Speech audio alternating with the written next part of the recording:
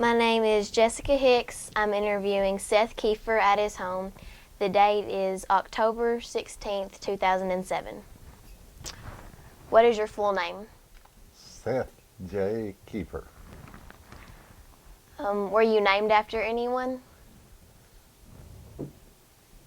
Not really, no. Not that you know of. There was only about 3 Seths in our area at all. Then one was a bachelor and the other. When were you born? December the 22nd, 1926, Where? at Wiener. Did you ever have a nickname? No. Okay. I want you to tell me about your parents. Where did they grow up? The father grew up in the Wiener area. We call across the bow, up by the crafts, and mother grew up immediately north of us here, just a little quarter of a mile. How did they earn their living? They were farmers and loggers, and I guess you just call farmers. What's something you want me to know about your mom?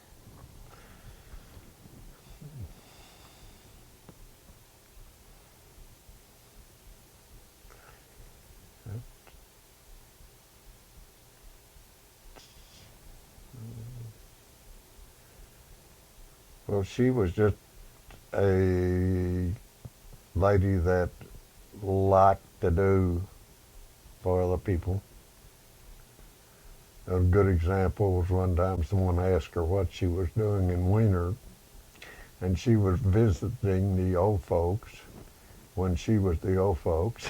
I mean, that's the type of life. She liked to bake stuff and give it away, and she learned to drive late in life after Dad died. And she had a few accidents, and it was always somebody else's fault. Such as pulling out in Wiener from the post office, and she has her blinker on to turn out but that's all she needed. She thought, but she needed a little more than that.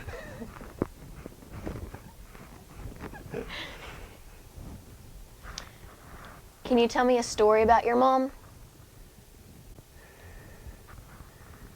Well, let's see. She was probably the one in the family that when you did something wrong, and it was she thought very wrong, well, she immediately said, "I'll tell Daddy when he gets home and he can take care of it." And he did. But she was just a homemaker, and I only saw her one time when she was shedding tears in my early life.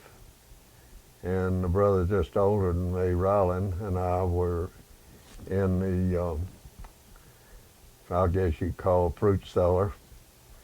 And there was this old telephone up on the top shelf. And we said we were going to ring Central. I don't remember which one was doing the ringing. It didn't work. It just, and both of us got up on the shelf that the berries, blackberries and dewberries, was canned and sitting on, and it broke. It left quite a mess, and I saw her shed a few tears over that. But we could go on and on about things that she's done and all, but no need. What's something you'd like me to know about your dad? About my job? About your dad. Oh, Dad. Dad was one of those people who didn't have to sign his name to anything. His word was his bond. And a good example was back when Melvin was misbehaving before school one morning, and I assisted him getting him through one of the bay windows in the old place. And Mama announced that she was going to tell Dad when he come home, and she did, and he acknowledged. Uh, Naturally, I thought I was going to get my reward that evening, and I did all my chores, and this is just one of the few times. But anyhow, this went on.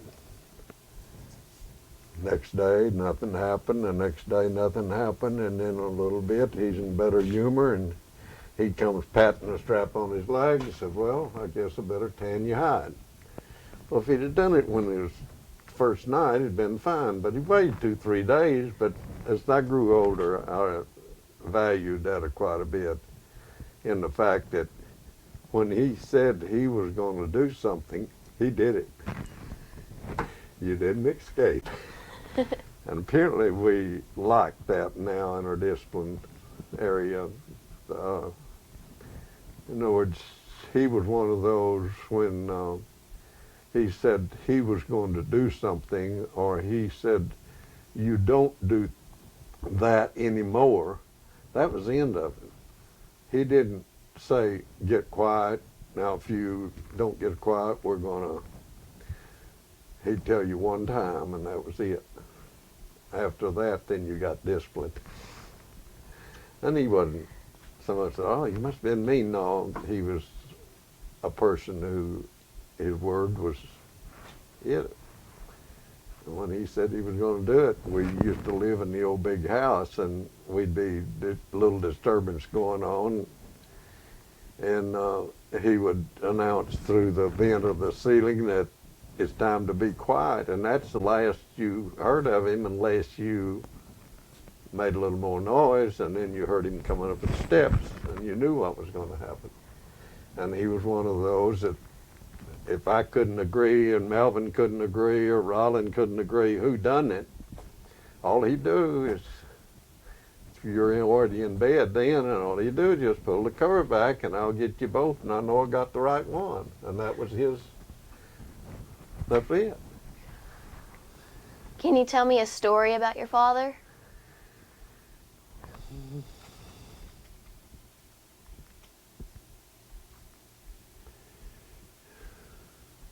There's a lot of them. I'll have to think a minute on.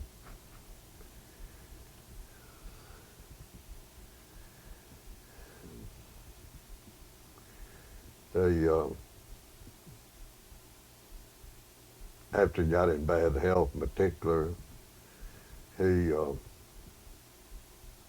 would do things that he wasn't supposed to do. But like he said, he was an avid hunter. He liked hunting. He was a great duck caller and all of this. I remember him telling about the fellow up in Hood Lake who was duck hunting, and he had killed him a spread of wood ducks and was real proud of them. And so the game warden came by and said, did you have any luck? Oh yeah, and there he had this spread of wood ducks out there. He was supposed to kill one or two, and he had a whole limit of them. But Dad would tell stories like that about, his experience, but he was just one of those people that worked hard all his life and lived to be the ripe age of 52, and I thought he was old. But he was just one of those people that seemed to get along well with people, but if you did a wrong, you didn't clear that up very easily, because he just felt like you just don't do those things. That's back in their days, that's the way it was. I mean, their word was their bond. What are some important things you learned from your parents? Honesty. Tell the truth. Give a day's work for a day's pay, and that type of person. How did your family celebrate Thanksgiving? Oh, they came together, killed the old turkey, killed the old goose, and we just usually had family folks friends or somebody would come in and eat with us, but we'd have the regular family Thanksgiving, plenty to eat. What do you remember doing on Halloween? That, the only time I remember me doing something kind of I thought was good was my uncle, Ziegenhorn, lived here, and then we walked back and forth not to school, and they had an outhouse here in the back, and we decided that we were going to turn that over. I never did it before or after, but field was muddy. We come down, we turned the outhouse over, and then here we go, tracking our way back home, and he looked to see where we went, and when we come back that evening from school, you turn it back up, and that's about the only prank that I ever remember pulling on Halloween. We never did really go out for Halloween. What was Christmas like at your home when you were a child? Oh, it was one of those special nights. Usually on Christmas Eve, the Santa Claus would make an appearance, and then you went to bed, and next morning you got up, and a few gifts under the tree. If it hadn't been from Aunt Lyda and Aunt Barbara and folks like that, we wouldn't have got a lot of Christmas. Times were pretty difficult, I guess. But we have good Christmas. We'd have Christmas morning while we'd get to open our gifts. And I guess I've come near being a thief then and I've ever been in my life. They made a mistake and would put that 5-pound box of chocolate candy there by my bed in the bedroom. And they had this set of glass on top of it in the box, and I got where I was pretty good at reaching in and getting me a piece of that chocolate, and I knew better than to get more than one, but I got more of it than anybody else did. Tell me a Christmas memory you have. Do we A Christmas memory that you have? Christmas memories? Mm-hmm. Oh, I remember one in particular when I was up to my grandma Ziegenhorn's, and I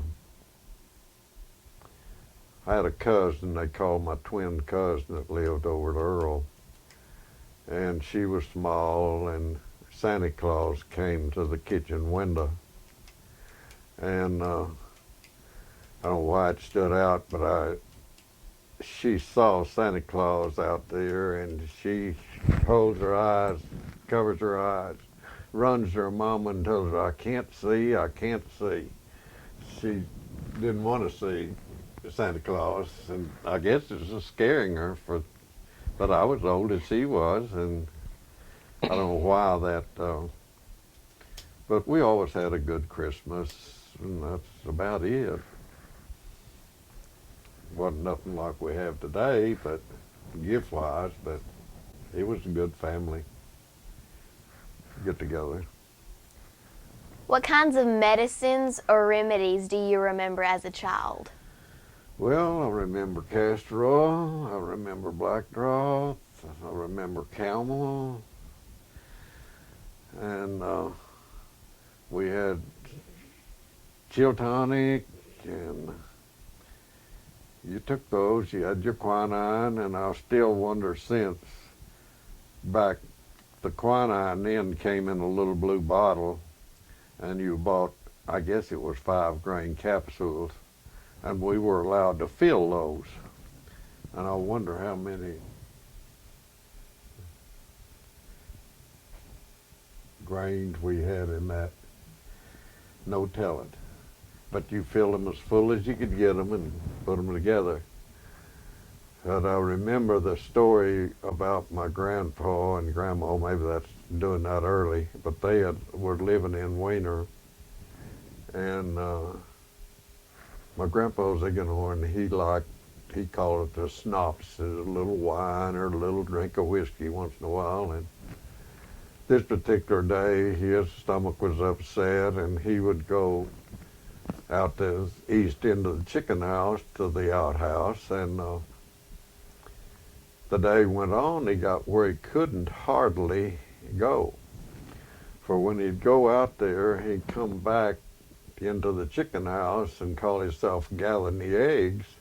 In the meantime, he had his little bottle of whiskey stored out there in a chicken nest somewhere, and he'd take him a drink of this whiskey and saying, thinking he was going to settle his stomach. Well, along about quitting time that evening, my grandma said, "Thee, you better quit drinking that whiskey. I put black broth in it." Well, here he is thinking he's going to settle his stomach, and he is. I said, my grandma was a little. What was black broth? It was a laxative.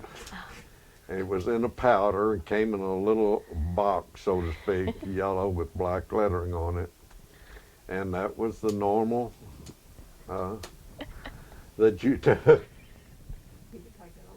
But the castor oil, you try to be a big boy and you take that, it's awful.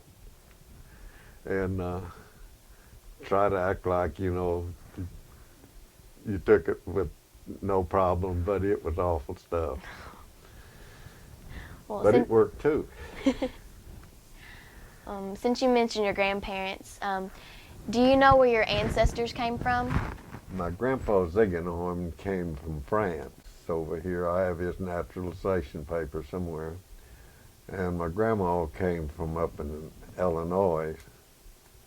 And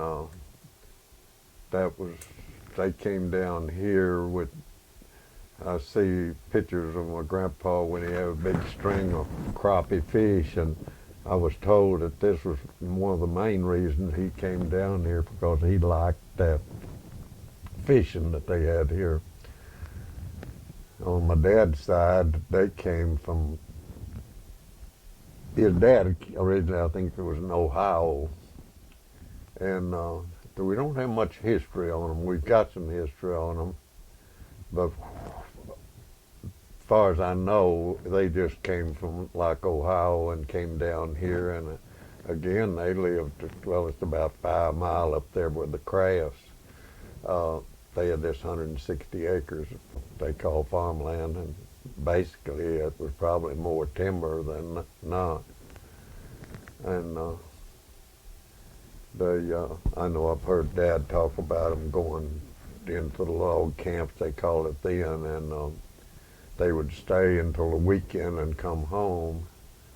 And I heard the story, or Dad told a story about he was just a big boy and had this dog, and they would been hunting, and the dog treed in a, they call a stump hole, and Dad just knew there's a rabbit in there, and he goes in there to get his rabbit out, and when he comes out, he's got a cottonmouth hanging on his finger. So he told his mama he got rat bit, and said he went in there. They had some type of old rocking cradle or something that he got in, and went to sleep with his finger holding it. And later on, a few days later, one of his uncles came by and asked his mama what happened, and said, "Oh, he got rat bit." Said, "No, he didn't get rat bit, he got snake bit," but he never went to the doctor, nothing. He lost the end of his finger, but that was the way people operated back then. There wasn't much you could do for a snake bite. I got bit when I was 9-year-old, and they survived it. I think the doctor here in town probably gave me an antivenom shot, and that was it. When you were in elementary school, what was it like?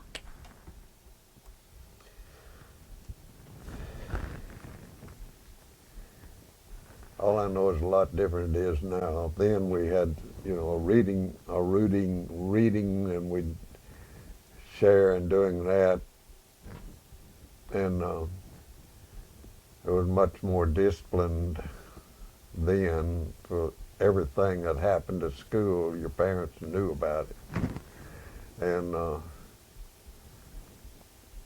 back then, people had the 7-year itch, people had head lice, and they still have it. But I didn't get to go to school as regular due to water would be up in the creek and we couldn't wade it. I'd have poison oak real bad, poison ivy, and that was another experience when I would go down to the little creek and go fishing, and I thought I was avoiding poison oak, and what I was avoiding was what they call greenbrier, and I was wading through poison oak up shoulder high, and they had no stinkiness medicine they'd put on that, and it didn't do much good. But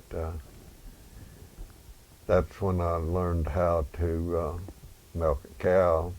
I came in one evening from school, already had my fish worms dug, and Mama wouldn't let me go down the creek. She let the brothers have my fish worms, and I'm upset about it. And I'm saying, well, if I can't go fishing, I'll just milk a cow. I was 6-year-old, but that was my first experience with milking a cow. It took me quite a while, but I got her milked.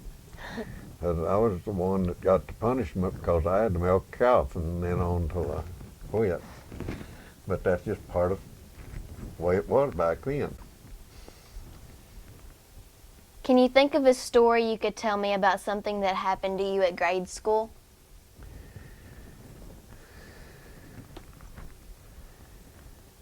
Yeah, I can remember one story that I was in one classroom there across the hall from my older brother, and he came in one evening and he was telling Dad what he thought that this teacher had passed poor judgment on him, and he told, and I don't remember in detail now, what it was all about. But that just happened that particular day, evening, his teacher came over and was visiting, talking with my teacher.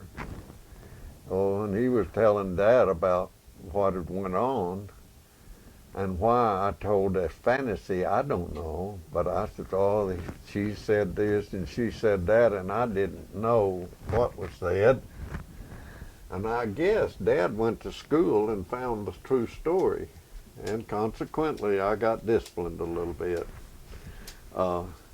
I never forgot that, and in the same classroom, Patricia knew, but then it was I on Walford, and she sat immediately in front of me, and here she is slipping this apple up and eating this apple, and I told the teacher on her, and she never forgot that.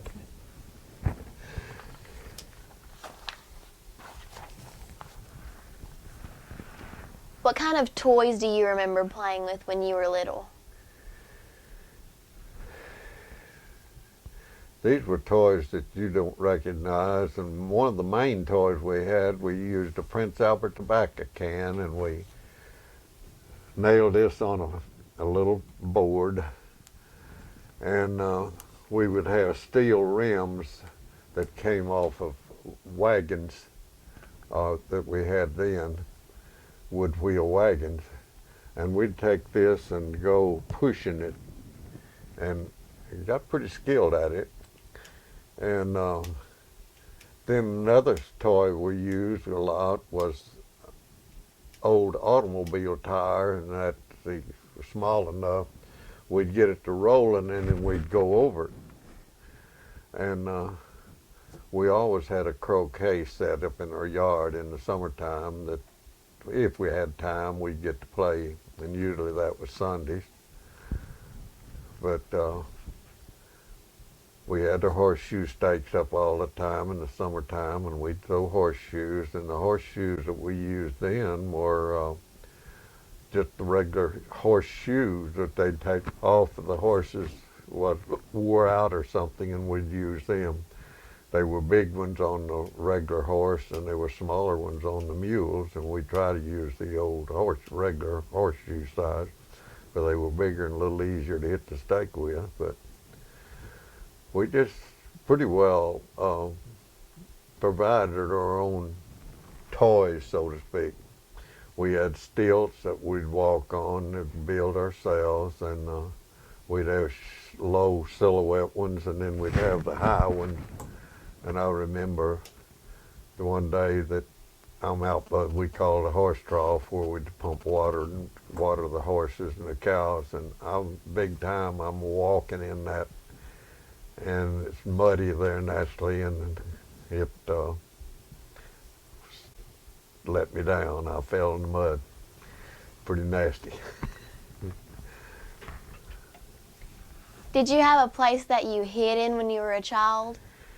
I'd sometimes go up in the hayloft, the hay barn, and pout a little bit, and that's about it. You didn't hide out very much. Do you remember the Depression? I remember it quite well. Naturally, I was young, but I remember there wasn't hardly any money at all. And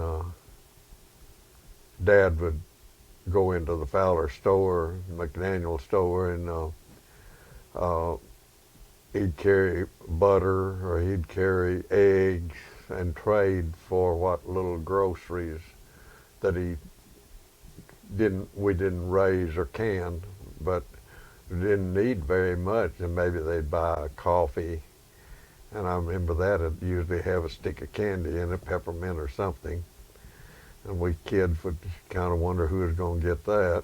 And usually you shared it, and it wasn't a whole lot there to share. But there wasn't very much of the money available.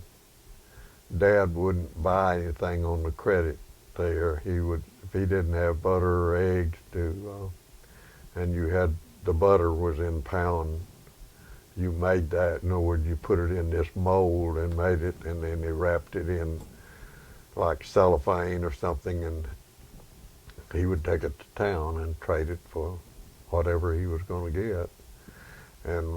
But then we had chickens, we had ducks, we had turkeys, we had pigs, we had cows, and they would put this meat up. Then you didn't have freezers naturally, and they cured all of their meats in the pork line. And on the beef, when they butchered the beef, which was every winter, they would can that. They would put it and process it in pressure cookers, or they would, we call fried in the ovens of the stoves. Naturally, they're all wood burning stuff, but we would have this. In the summertime, we'd get a lot of eggs, and the price was cheap, maybe be 9, 10, 11, 12 cents a dozen. And Mother would put it up, they call water glass, and they had these 5 and 10 gallon big crock jars, and they'd put these eggs in there raw, and put this water glass on it, and they would keep for a long time. Well, then in the wintertime, when eggs were more scarce and the price was up, well, Mother would use those for cooking with, particularly. And I mean, you just didn't go to the store and buy. And that they baked their own bread. I remember a lot of mornings when Mother would say, "Go out to the shed and get some shorts." Well, that's a wheat thing that we'd feed, and you'd go get that, and she'd make biscuits. Well, later years, I said something about this, I never done that. Well, we did do that. I went to that feed sack many a time, but it would seem to be very pure stuff comparison to what they have now. But it was called shorts, but it was wheat that was ground, and we used it to feed the cattle with. Do you remember hearing stories about Joe Bruner? Oh yeah, he was a mean old man. Tell me about that. Supposedly he drowned his children in a cemetery over here where naturally the son farm. And but they just said he was mean to his wife, and they'd talk about him riding out in town on his horse and have his groceries. I don't know if he was the one that they talked about that had a pretty good load of groceries, and they have these in bags and throw it across the horse there by the saddle if they had a saddle on it. And I think he was the one that they said that had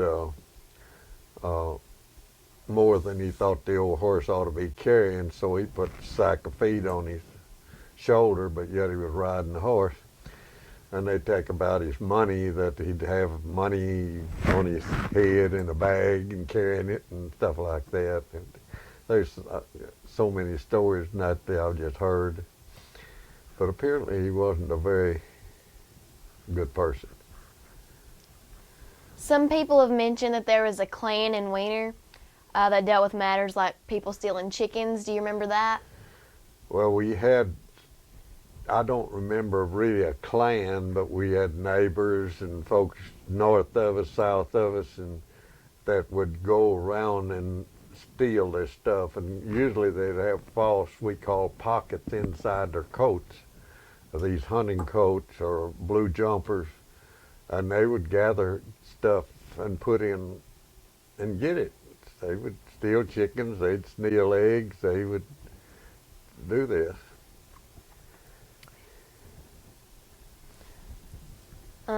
What were some of the most fun or wildest things that you did when you were a teenager? Oh, probably one of the funnier things was back then Dad would always have a patch of cotton to keep us four boys doing something.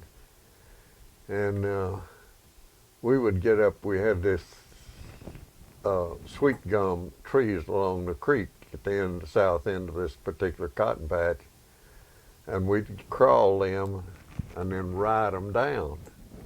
And we thought it was a lot of fun.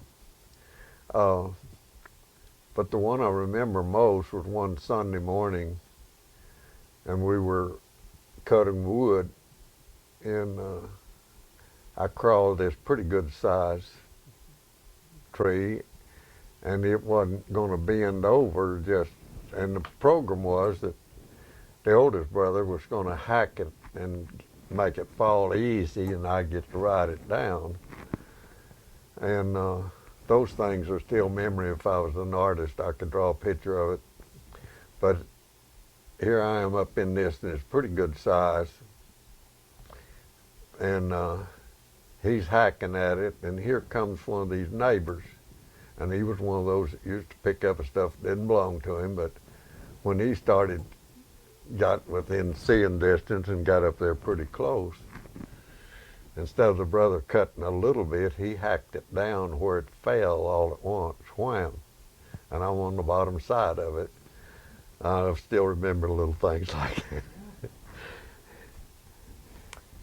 Did you have a curfew when you were younger? We had that when we got old enough that we could go, or even if something activity at school, you didn't fool around, you came home. There wasn't any excuses. And I tried to practice that with my young'uns. Mike, the oldest one, he had gone to Jonesboro and was supposed to be home at a certain time. And he was having such a good time, I guess, that he decided that he didn't need to call home. And we always had a telephone, even when I was small myself. And when he came in that night, we were sitting out there in the dark waiting on him, and that didn't happen anymore.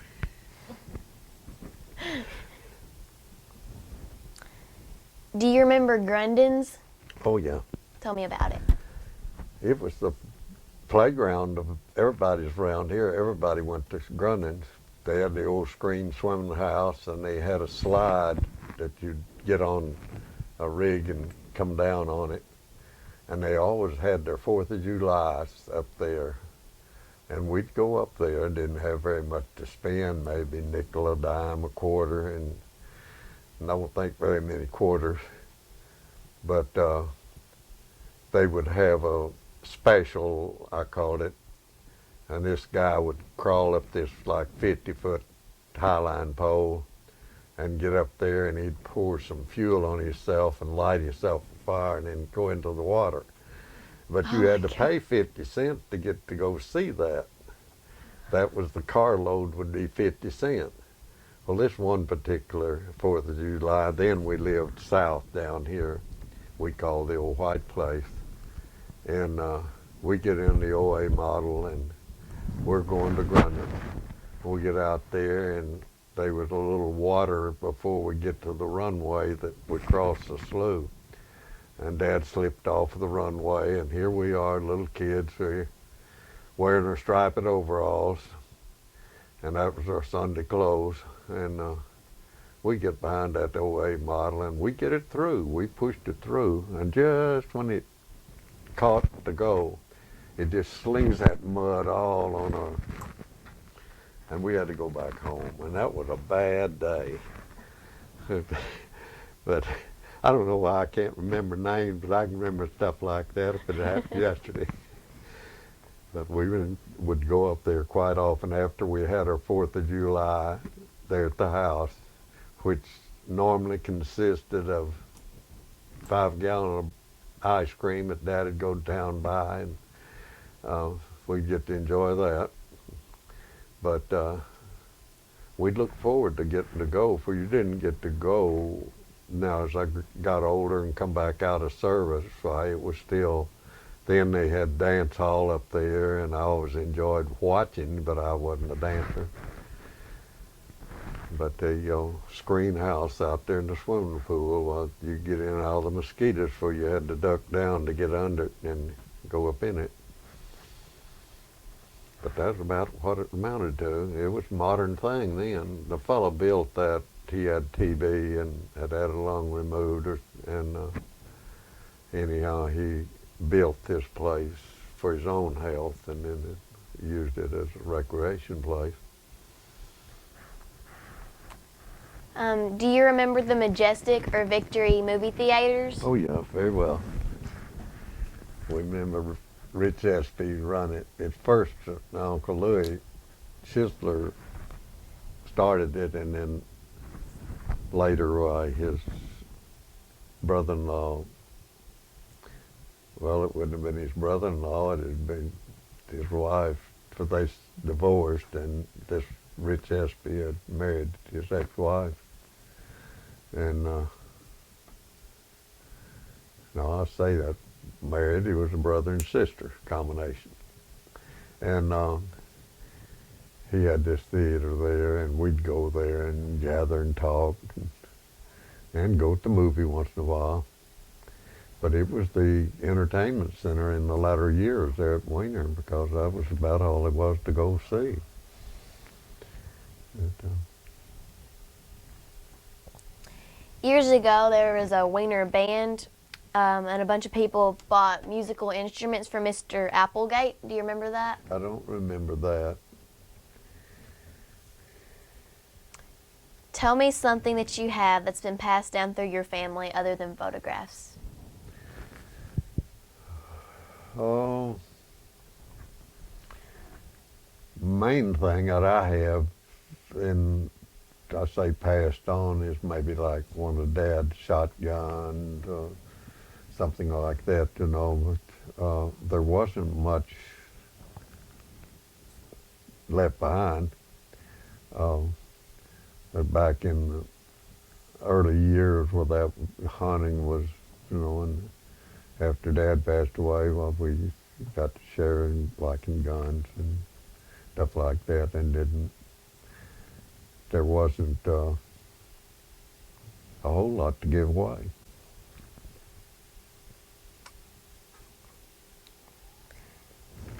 Tell me what you remember about the businesses that were in Weiner when you were young. Now, we had several of those. We had Fowler store was the main store then. Now, we had, I guess, 3 different stores there. C.O. Walford had a store, and Mr. D. Good had a store, but the Fowler store was where Dad traded. And the thing I really remember about it, well, I have 2 different things I remember about it, but when come Christmas time, we'd get to go in with Dad in the OA model and spend a quarter. And I knew what I wanted, and we'd get in there, and I go to get out of the back seat. This was just a 2-door, and there was a spring broke loose in the back of that seat, and I caught it on my overalls and tore a little hole in it. There was no way I was going to go in that store with that little tear in my breeches. I had to give my quarter to one of the other boys, I think Raleigh, and he bought me my quarter's worth of stuff. And back then they'd have real big oranges, big as grapefruit, you know. And usually we'd end up getting maybe a nickel package of firecrackers and maybe some raisins. In other words, we'd spend a quarter. Wouldn't go far now.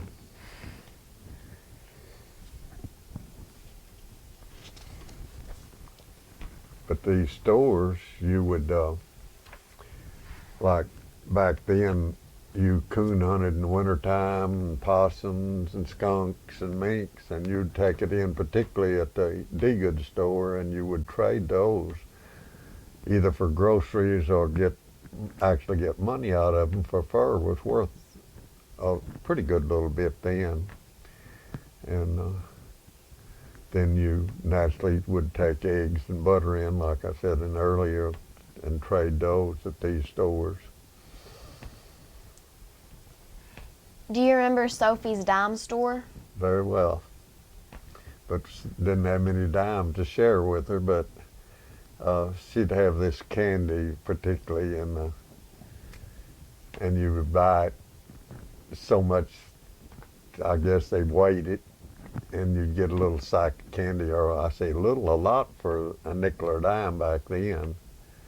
But that was the main trading I did with her. She was a friend of the family for years. What about Miss Allen's dress shop? Naturally, I didn't have much to do with it since it was a dress shop, but I remember it very well. What about the gasoline stations in town? Back in the early years, you didn't have the problems you got now with them, for they had a pump, and they would pump up. It'd have this big glass up on top, and it'd have 1, 2, 3, 4, and I think it'd go up to 10 gallon or 12 gallon. But they'd pump up and get that whatever you wanted, and then they'd siphon in your tank. There wasn't any electric about it. It was all manual. Do you remember the first town library? The what? The first town library? No, I never participated in it. Do you remember the Wiener Hotel? I remember then my time, they were just people living in it, like an apartment. It wasn't, in other words, you didn't go there and stay like we're doing motel now, a hotel. It was just people stayed there, and I remember it. Okay, now I want to hear about your war experiences. Which war did you serve in? I was in the Second World War. Were you drafted or did you enlist? I was drafted. Which branch were you in? In the Army. What were you doing before you entered the military? Going to school and farming with Dad. What kind of training did you get? In the military, I was trained as an infantryman when I first went in. After training, where did you go? I went to Japan. Spent a year over there in occupation. Tell me what it was like arriving there. What it was like. Whenever you got to Japan? Again, I remember that so distinctly. It took us 31 days to get over there on this Victor ship, and out a distance from Nagoya, they had get a Japanese to come out and pilot the ship in, because then they still had mined waters, and he knew and we pulled in dock there at Nagoya, and my first memory of seeing the fellow walking, and soon his wife, and she'd go along there behind him. They didn't go hand in hand, side by side, but about all of them, that seemed like the way it was. Maybe that's the reason Clara follows me, because I got that custom over there. But that the man would be in the front usually, and the wife would be trotting along behind him. And that was one of my first thinking, hey, that's different, you know. But they surprisingly, we made pretty well over there as far as communications. They gave us a little book that showed us the different language, and we learned to speak enough to get by with, and that's about it. I remember one evening later on after I was over there that I knew this young lady. I'd see her working in, we call a government office up there, and this particular evening she had walked down to where we were stationed or lived, and she was wanting to know some information or use the phone or something, and I was trying to talk to her in Japanese, and she come loose with English that I'd never had it so clear in my life. And we have then communicate again, but there was a lot of those people that could use English, but we just had to get by with our Japanese, and to this day, I don't remember now what Konbawa, whether that was, or Konnichiwa, or how that was communicating like we would here on Heidi or goodbye. I think Konbawa maybe was goodbye. But you speak those few words and languages, and there wasn't any problem. Over there, they were more open than we are here. I use the language. It wasn't here. Men went here and women went there. There they had community bathhouses, and of an evening, while they'd have a little pan and a washcloth and a drying towel, and they had separated, but they had this little vestibule area out here where they changed clothes, and then there the women's over there and the men's over here, and nakedness didn't seem like it bothered those people then. Very common, you'd see a young lady going or an older lady going, walking down the street, and they needed relief, and they just stop over the drain ditch and they got relief. And for a while, you know, it was different, but after a while you got accustomed to that, and it was real. You said it took you about 31 days to get there? It took us 31 days to get there. We had rough water, and I guess we were very fortunate that we made it, because it was that terribly rough. We out there for only 3 days, 3 and 4 nights, or 4 days and 3 nights, that we were just drifting up and down. Motors, they couldn't use the props or nothing, and according to our Stars and Stripes paper, that we had already rolled to the point that we should have went down, and we didn't. And according to the paper, it said that they had called in, if you don't hear from us in a few minutes, we'll send a rescue crew. I have no idea how far out there, but they wouldn't have been very much a rescue for those waves. I've never seen anything like it since. One day, they've locked, I say locked, they've shut the doors to where we couldn't go out. And one of my buddies was on guard, and I talked him into opening the door and letting me look out. And I didn't know how dangerous it was. But I've thought since, what if that wave would have come, we'd have never got the door shut. But that was just a new experience. But water does get rough. What did y'all do on the ship? We played cards. They shot craps till everybody run out of money.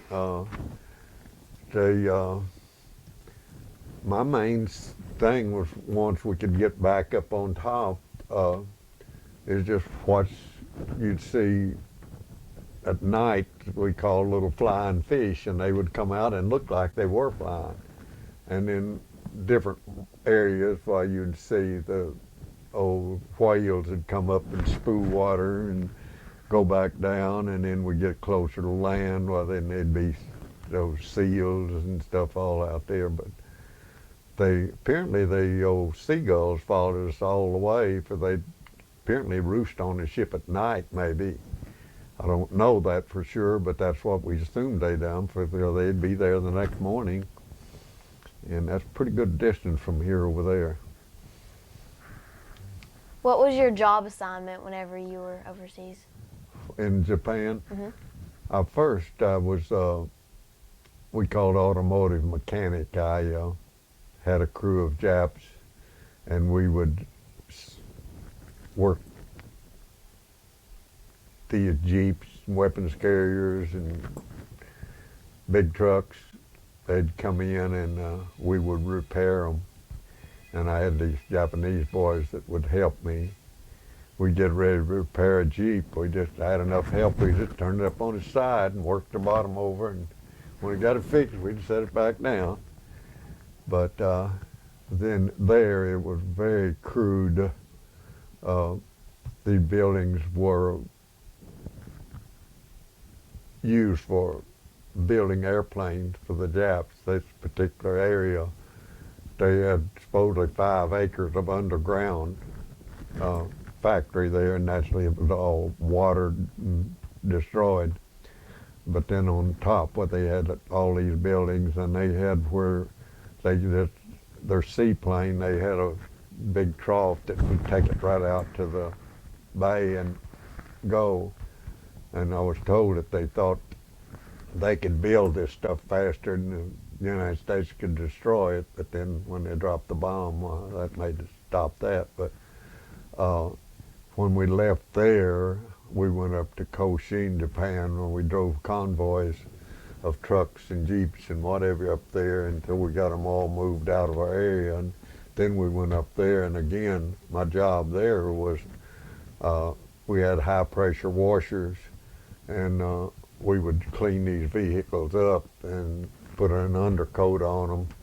I was in charge of the wash rack, and had real high pressure washers, and they would take these out on the strip. They said there were 20,000 of them there, and I've always wondered what they did with all of them. But one day, one of my friends said, "Seth, there's a opening in the kitchen." Well, I've never had any formal training other than doing the cooking around home. There's 4 boys, so we didn't have any girls to do the cooking. But I applied for the job and got it just like that, and I really enjoyed that. I don't know now. That look back, it's 3-4 months I got to do that before I came home.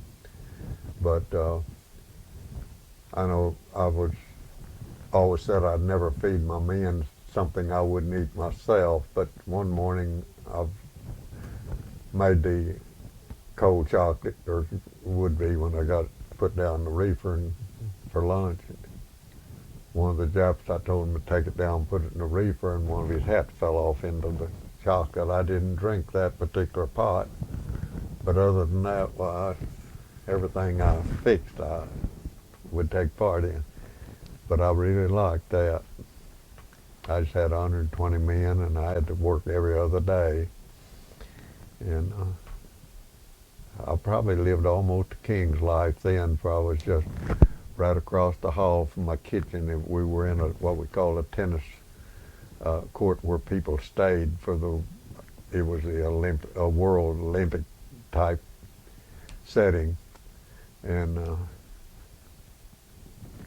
my day off, I'd get to stay until everybody got through eating, and I'd go down and eat my breakfast. I say go down, just walk in there.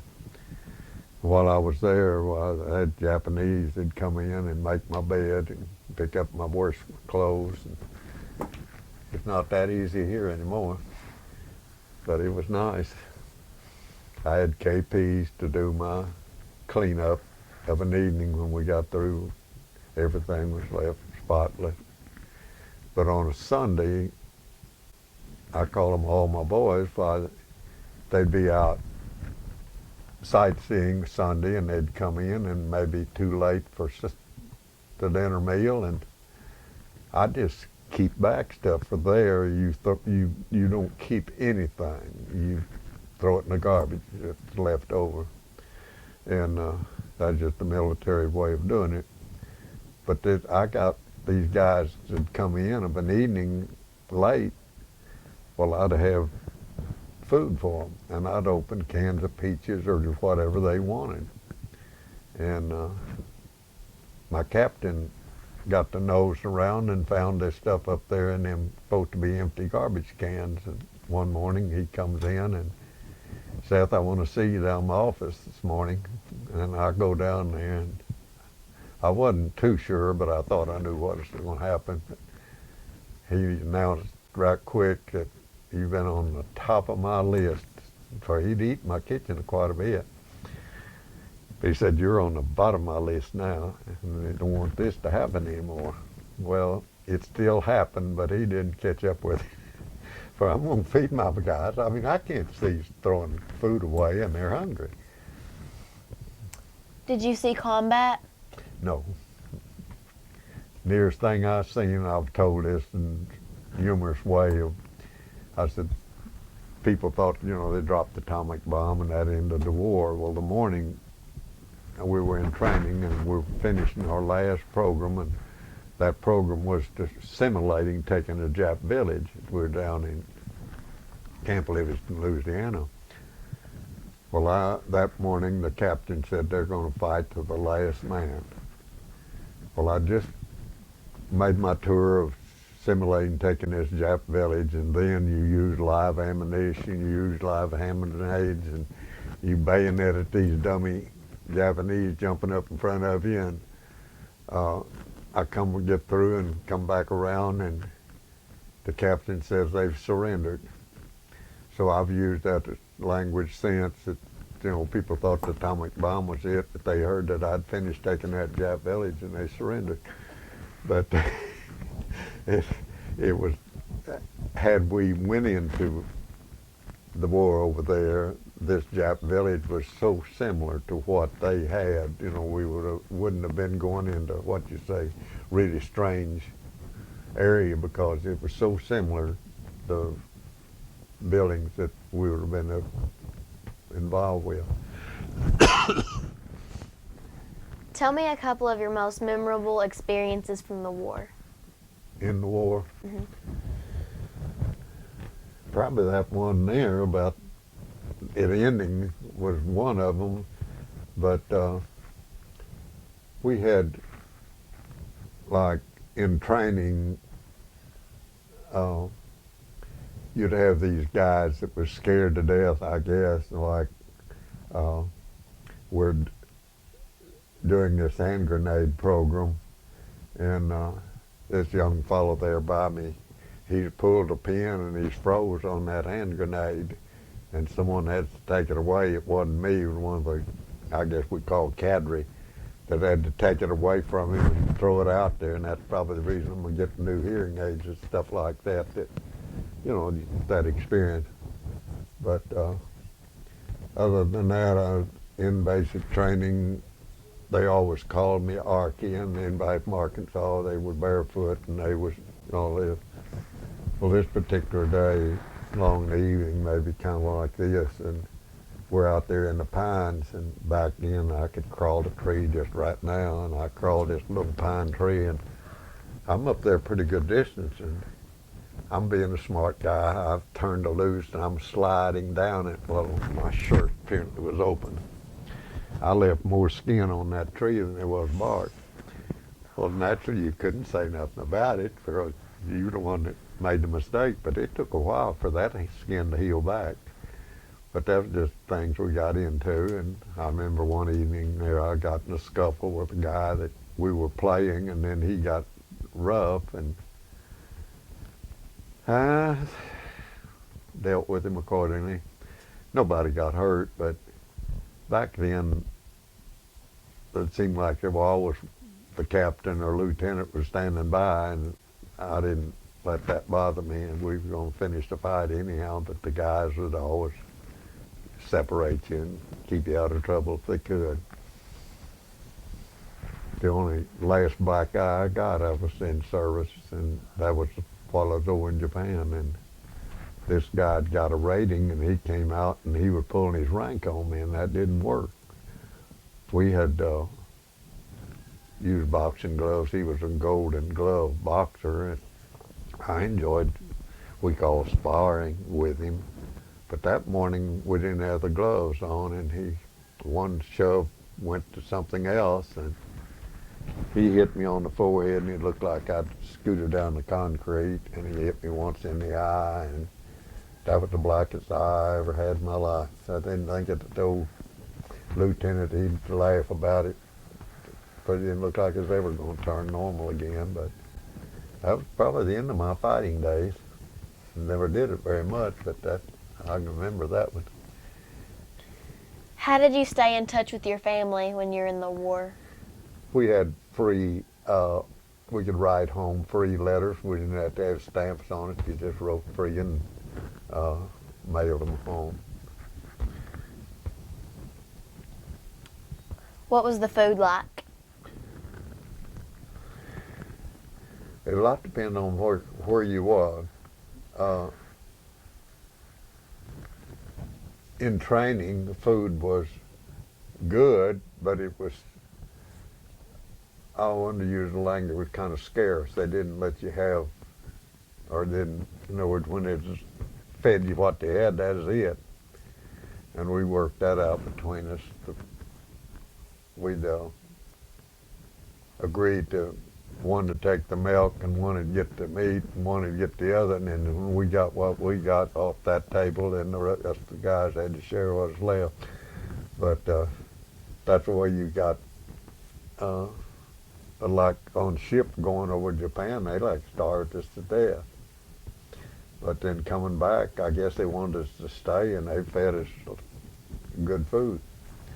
And when we were going, before we got on ship up in Seattle, Washington, they fed us real good there before we went.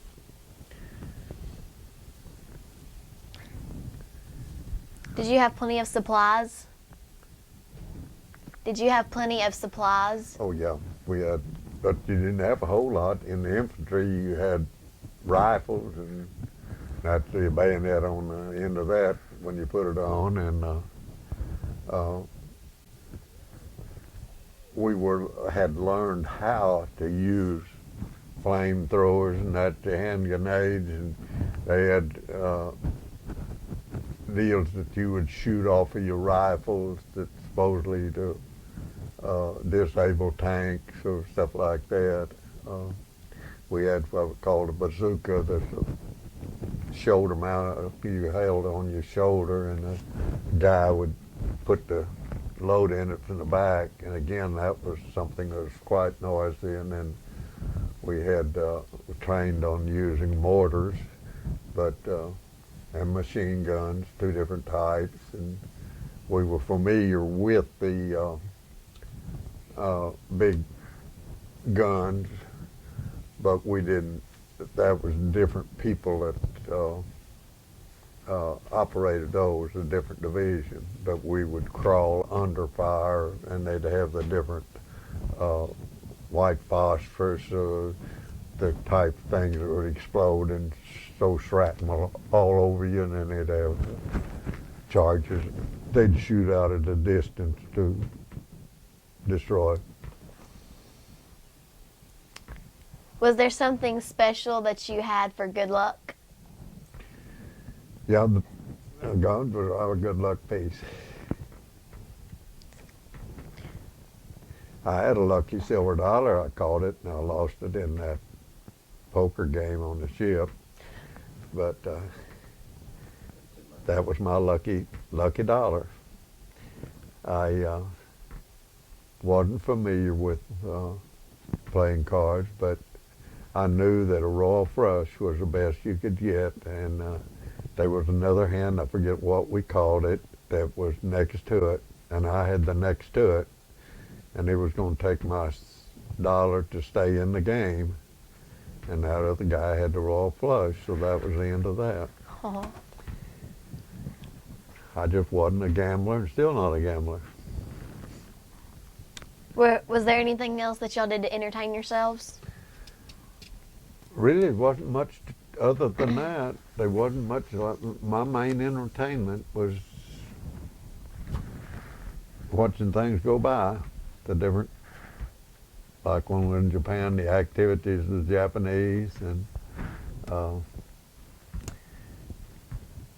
in our basic training, there wasn't a whole lot. You went to a movie, and they had bowling alleys and pool tables and stuff like that. The only thing I really remember in basic training is one evening I go down to we call it PX, and I wanted me some chocolate pie, and just got there and they ran out.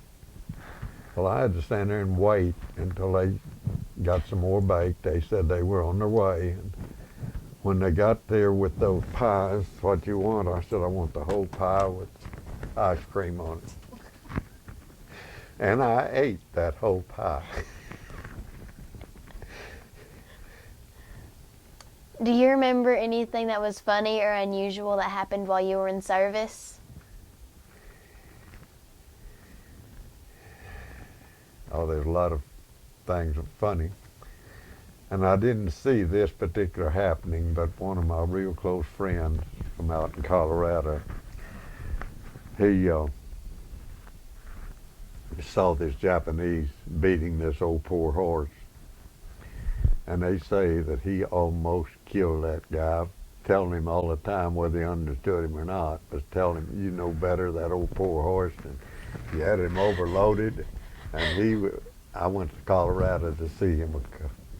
But he was the type of person, and he said this himself, he said his name was Shibboleth. He said Shibboleth worked out there, and he had a 50,000 acre ranch that he was working on. And he said, Shibboleth work, nobody knows Shibboleth. Shibboleth goes to town Saturday night, and Shibboleth gets stinking drunk, and everybody knows Shibboleth. But he had a family, he had 4 girls, and he wanted him a boy so bad, and they took quite an interval in there, and they're going to have him a boy. They have 4 more girls. But he was just one of those people that you just really enjoyed. He was just a good, down-to-earth person. Tell me about an officer you remember having. Tell me about an officer that you remember having.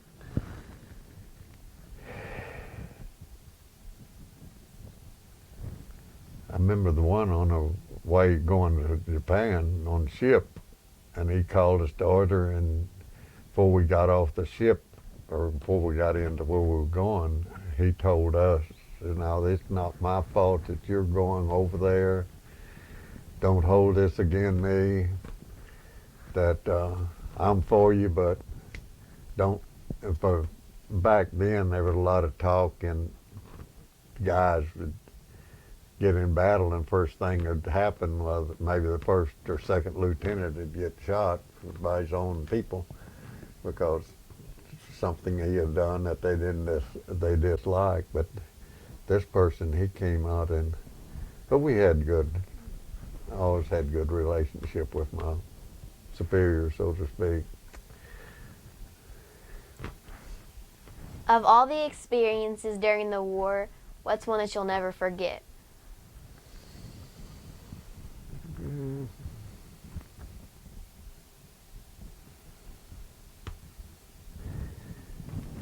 don't really really have anything bad experience.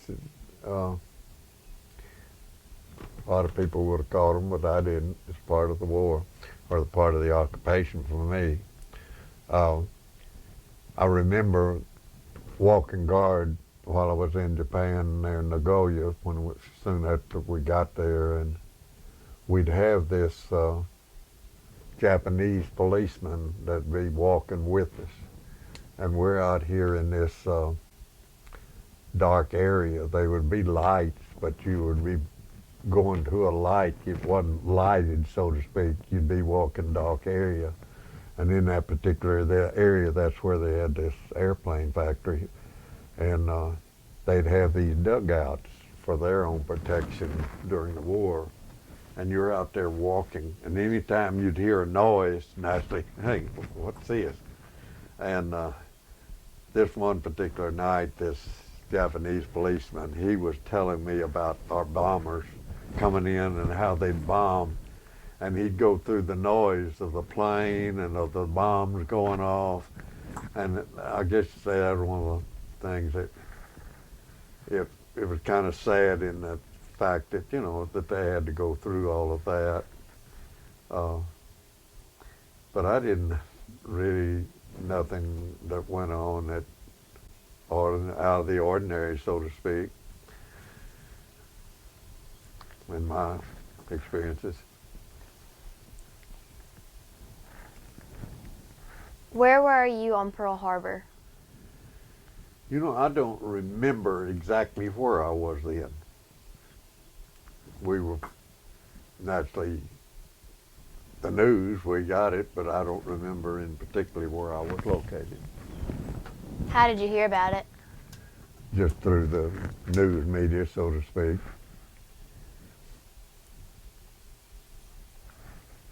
How did you feel about the atomic bombs dropped on Japan? Well, at that time, I felt like that was the thing we needed to do. For it was going to be, as they said, the captain told me they were going to fight the last man, and they would have done that. But I felt like, well, it took a lot of lives, but it saved a lot of lives too, in that they ended it in this manner.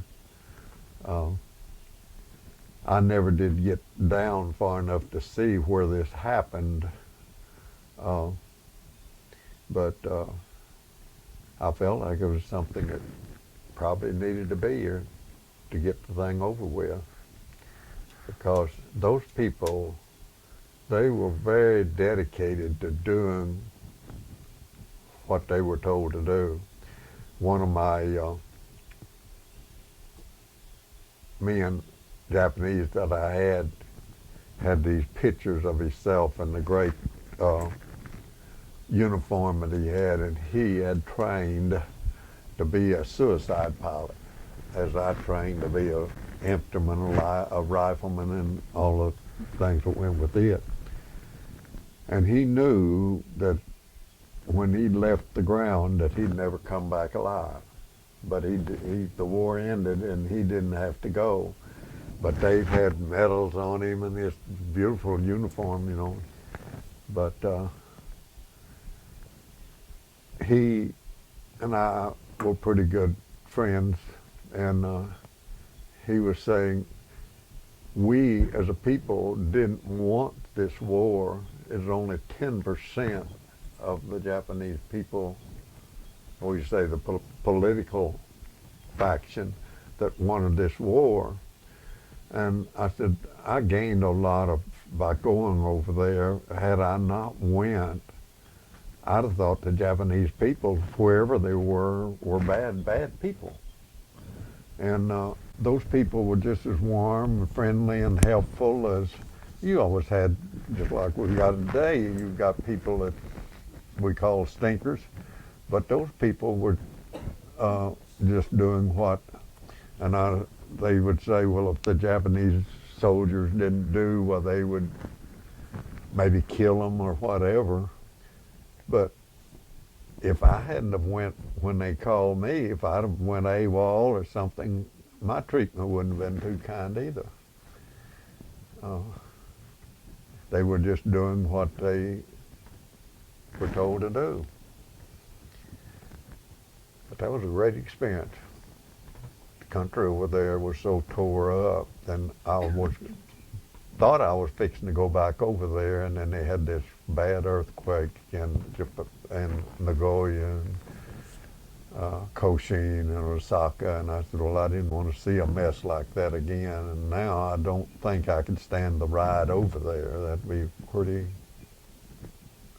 much of a time, and I just don't think I could. So I probably won't make it. Let's switch CDs. Okay. CD. Go ahead and start. Say your name and everything. My name is Jessica Hicks, and I'm continuing my interview with Seth Kieffer. The date is October 16th, 2007.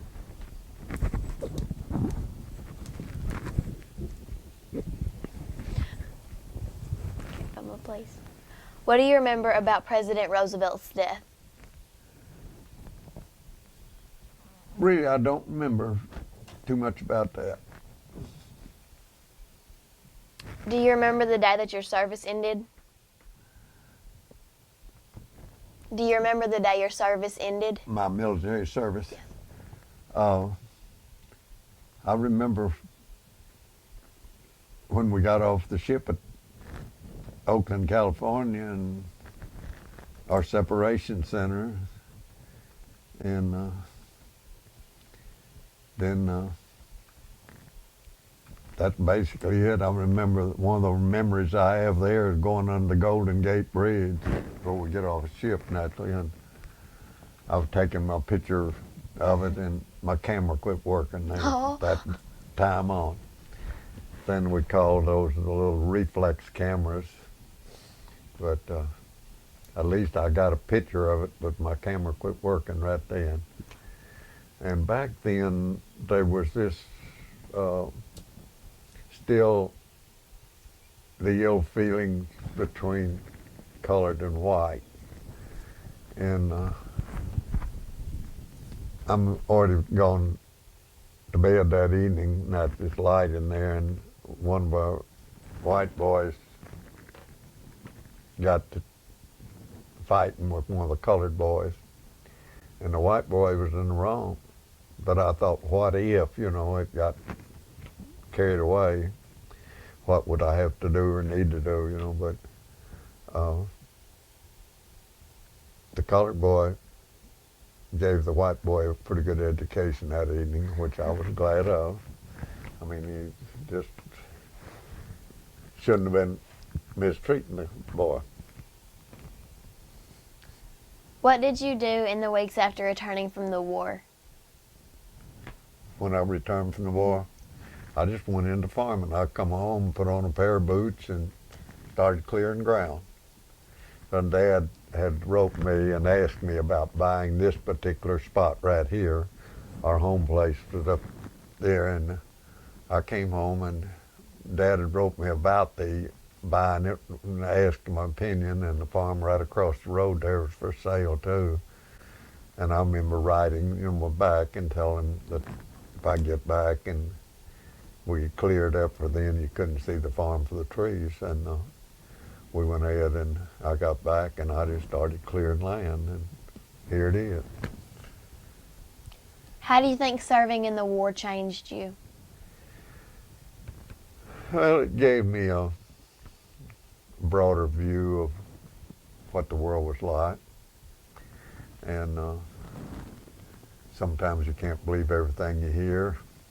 In fact, we talked about that this morning somewhere, that fellow, my uncle that lived here, before I went in service, I was something, I don't remember the subject, but he said, Seth, you can't believe anything you hear, but can only believe half of what you see. And there's very much truth in that. There is so much that you, and whoever it was I was visiting with, and they said, well, someone told him the same thing, that, and they agreed it was quite true. Now let's talk about farming. In your life, what's the greatest change in farming? What is the greatest change? Uh, I saw that, you know, from the beginning, like when I said we started clearing, then we used saw, crosscut saw, we called it, two men pulled it, and used axe and a sledgehammer and a wedge, and that's about the way you cleared then. You'd cut the timber down and saw it up and burn it. As time went on there, they came up with what they call self-propelled tree saws, only you was the one that operated it. Then I saw these trees down and get it area cleared up, sawed down, and then you'd hire a dozer to come in and push it together, and we burned it. And then from there, they came up with what they called a tree saw on the front of a dozer, and it was this big blade in front, and they'd go, and if the tree wasn't very big, as they drove by, and it'd just fall over. But if it's pretty big, well, when they come back, they'd get the other side of it, and it would fall over. And then they'd take that blade off and put what they call a push blade on it and pile it and burn it. But then in machinery, the cost of machinery and what machinery will do, the other day in a rice festival, we were talking and somebody, well, the Sitzer boy had started one of the Model D John Deeres up, and I said, well, I was quite familiar with that. For the first tractor I bought was a Model D John Deere, and it cost me $1,900. But I was more proud of that tractor than any tractor I ever bought. But on my first combine, and that was in '48, my first combine in '50, the total price, but that header on it and all was the whole $5,000. And I bought that from, let's see, that had been Patricia's uncle, I guess, and grandpa. And but now, and then, like in '48, I sold rice for $3.25 a bushel, and they sold rice for $4 a bushel this year. But the main difference is that combine costs $250,000 now, and some of them are even more than that. And the rice prices are still basically the same. And it's very difficult now to make a living back in my younger years there farming, you'd borrow maybe $5, $10, $15, $20,000.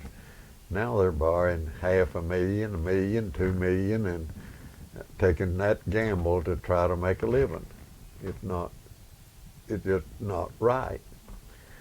But it's politics and whatever.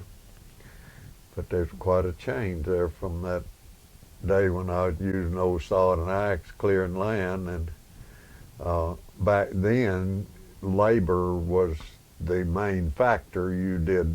Your labor was producing. Now it's money, and you don't get much return out of it.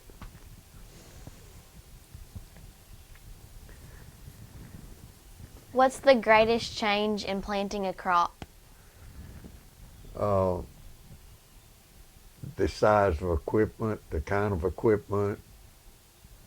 Back when I started, 7.5 foot wide disc was a big disc. I remember when the first 10-foot disc come in, the tool they've got out here in the back, one we got before I quit farming, it's 52 foot wide. And you can work 30, 35 acres an hour, where back then you worked all day to get that much. But it's just the size of equipment. Back my first combine, we could combine maybe 7, 8, 900,000 bushel a day. I heard them talking with the combine this year, and one day they get 13,000 bushel one combine. It's just unreal. But again, the problem is that we're not getting a return on our investment, and I don't know what's going to happen. But you can do so much more in a day's time, but the cost to do that is unreal. What's the greatest change in harvesting?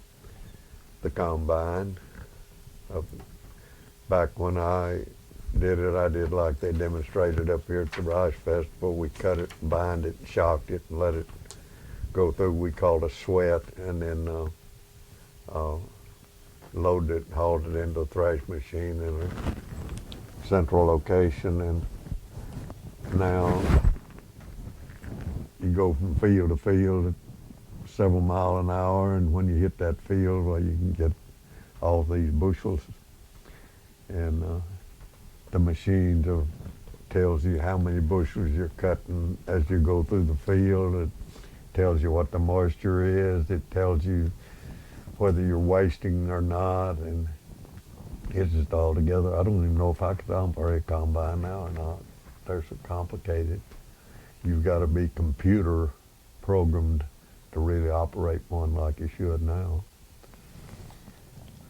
How did you control weeds before the chemicals came? By flooding deep, and you ended up drowning more rice than you would weeds sometimes for grasses, but that's the only control we had. We didn't have any chemicals.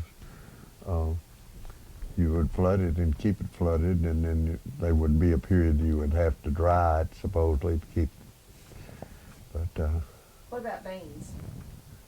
about beans, first beans we grew here, we grew them for hay, and then we started with the yield and selling them, and there we had to go through and pull. The kids would help pull the weeds, old pig weeds and cucumber and all of this out of them, and it was strictly a labor situation. Then it got to where we would put out a chemical in the before we planted, and it would control a lot of the grasses, but the weeds is still quite a problem. But like we are now, you have the Roundup and go out there and spray it, and it gets rid of them. And on same thing on corn, rice, cotton, they have a Roundup. It's a different chemical on the rice that controls the red rice than on a lot of the other. It'll kill the red rice, but it won't kill the white rice.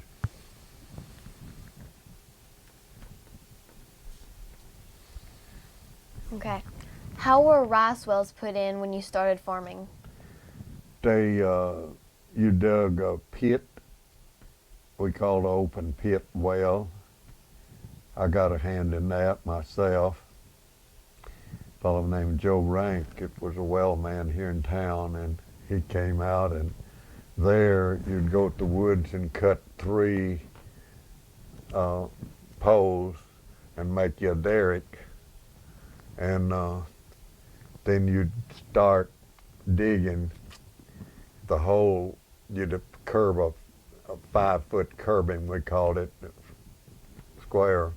You'd have to dig it a little wider than that, but once you got down to about the sand, which was about 12, 14 feet down, you just dug, and that was it. But when you got down so far, they started with this curbing. Then they would go in the woods here, and they would be big cypress logs that the loggers had left, didn't get them loaded or something. And you'd bring them out and take them to sawmill, and they would saw them a 3-inch thick and whatever width naturally that, and you would make that curbing out of that, and they'd have it aligned block line there to hold it. They'd have a little engine out there that would run and have brakes on the winch type drum that they had there. And you would dig that dirt and then get into the sand, and you'd dig until you got down to the water level, which was like 30 foot whenever I was digging the well up north here.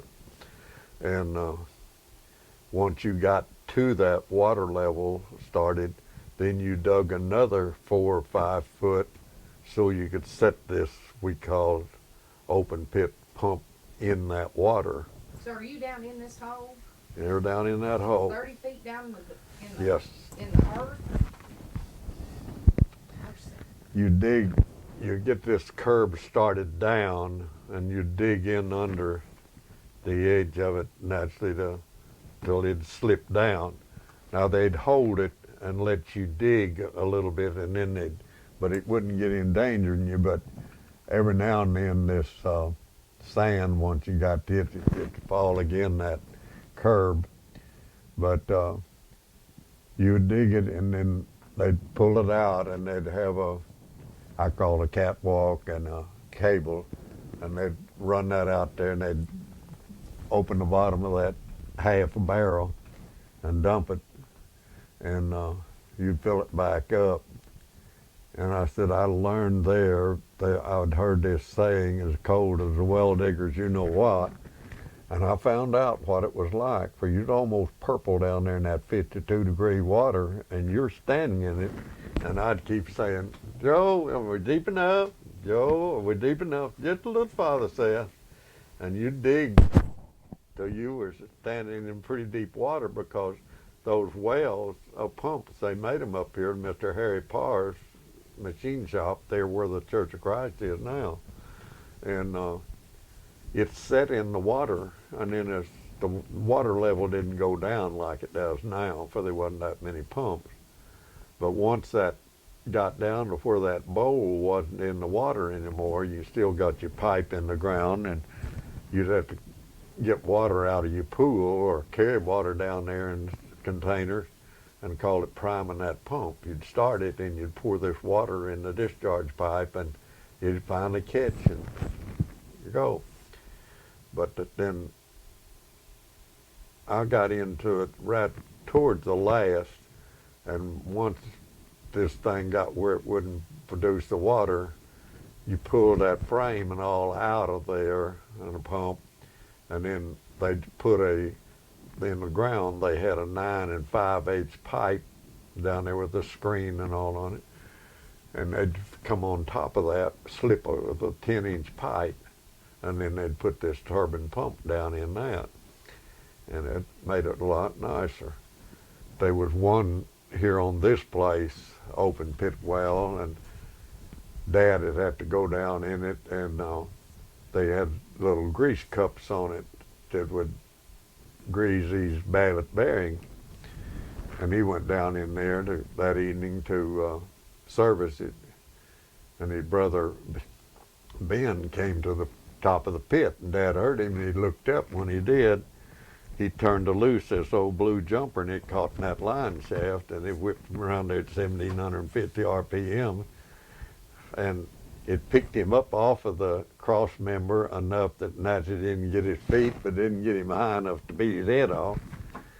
But it turned him loose after got his clothes all ripped off of him, and I wasn't there to see it, but it slung him into the corner of the pit, and he was still conscious, and he realized, you know, if he didn't get out of there pretty quick, so he goes out. When he comes out of that pit, well, he's got his shoes on, that's it. But that could have been the end of him very easily, but that's the way it was. It didn't have any oil lining, and later they built them with an oil tube on it, and you wouldn't have got into the shaft. But in that particular case, Dad was a pretty good sized person, and had it not pulled him into that shaft and tightened him, he would have beat him to death because there wasn't that much room between that shaft and that wood frame. But he survived it. What was the price of farmland when you started farming? The price of farm? Mhm. Well, there was a lot of timberland at $5 to $10 an acre. They bought it for taxes. My first land that I bought, I give $25. Well, I give $2,500 for 110 acres, and there was 57 of it cleared. And the house that I lived in at the time I was 4 till I was 11 on it, story and a half frame house. When I bought this farm, land was selling. That was in '55, I guess. Land was selling for $50 an acre, and Mother agreed to sell it to me after Dad died, and she was going to sell it to me at $50 an acre. And I get over there and we go to fixing up the papers, and she said, "That don't look like much." And I said, "Well, what's $65 an acre?" "Well, that looks better," and that's what I paid for it. But my first piece of ground, I gave $2,500 for 110 acres. And these fellows from Alabama was friends of Dad's that would come over and duck hunt. And while Dad was still living, they were trying to sell this land to him or I or both of us. And Dad said they wanted too much money for it. They only give us $1,750 for the place. It did get cheaper, but it hadn't. But you don't know that.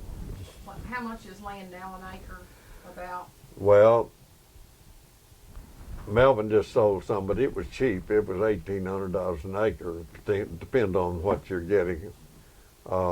Understand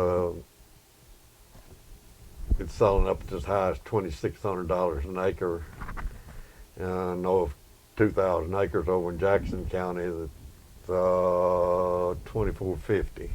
They're asking. Did they have FFA when you were in school? Mm-hmm. Were you in it? Yeah. Tell me about it. Well, my project was honeybees, and my Poland China pig was old Susie, and that was my project. Then, I don't know what old Susie, what we done with her, whether Daddy butchered her or I sold her, but the honeybees, I'd get my honey off them, and I'd put it in gallon buckets. Then you didn't extract it like you do now. You put the comb in there, and then you fill the rest of it with loose honey. But then you got a whole $1 a gallon for it. Whole $1 a gallon. And somewhere, I don't know where it is, but I've still got, there's one fellow in Memphis that wanted 7 or 8 gallon, and he paid me in silver dollars. I don't know where they are. I do know they're either here in a safe or they're in the safe deposit box. Somewhere I've still got those. I never did spend them. I said, they say people got the first dollar they ever made. Well, that situation, I've still got those $7, $8 somewhere.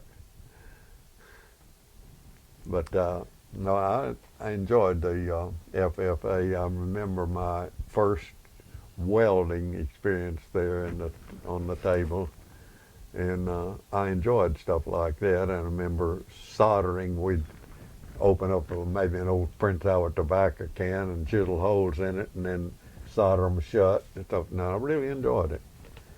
And we'd go out when they'd be vaccinating cattle somewhere, and get the hand-on experience. We never actually did that, but then I enjoyed that part of it. That was my way of life, I guess you'd say. What advice would you give someone who's wanting to be a farmer? Right now, I'd say stay out of it. But it's just hard work, and you have to be dedicated to doing it. But it's so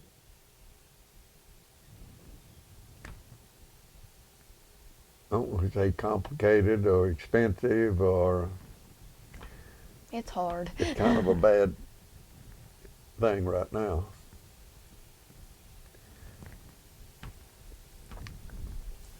Although most people don't like to pat themselves on the back, what's something you've done or accomplished that you're really proud of?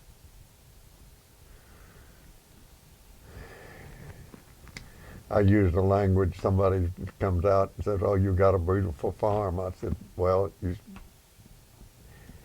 if the good master just helped me get, develop, and well, you couldn't see it for the trees when I started."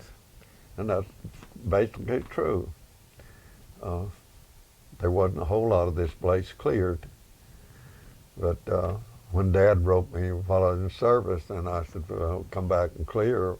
Well, I had more cleared land than Dad had old land then. And then we didn't have the chemicals to control the grasses. But we could make a good crop for about 3 years on new ground. So at the spring of '49, I told Dad, I'll let you have half of my cleared land, and I'll farm half of your old land. And Dad turned ill and passed away, and I didn't get to do it. But I went ahead and farmed. And Melvin came and farmed with me 1 year. But it's a hard life, but it's a good life. I look back and see, what the good master has let me accomplish, and that's it. Tell me about the biggest life lesson that life has taught you, a lesson that would help a young person live life better. Give me that again. Okay. Tell me about the biggest lesson that life has taught you, a lesson that would help a young person live better. Stay in touch with that man up there. That's it. We're done.